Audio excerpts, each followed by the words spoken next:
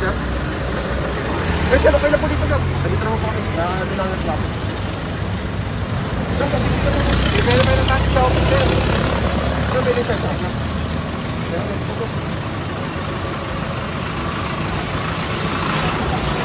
Sir, sir, wala ka po tayo sa plaka.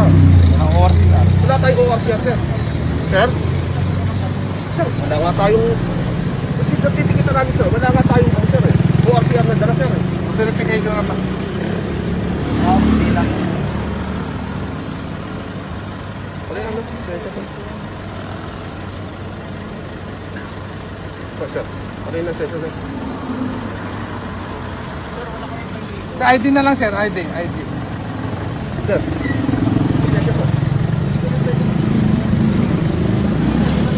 Sir, wala nga po tayong ano, sir. Wala po tayong taka. Wala po tayong ORCR. Yung foundable of Facebook of sir.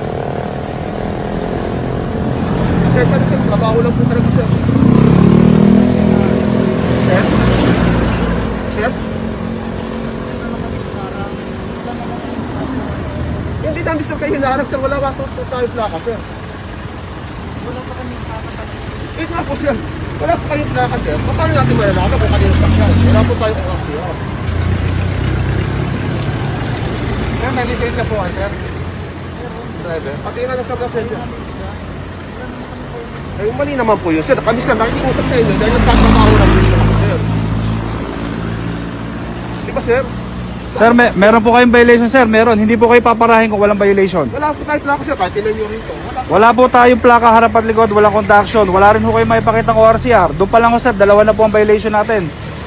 Impoundable na ho ang violation natin, sir.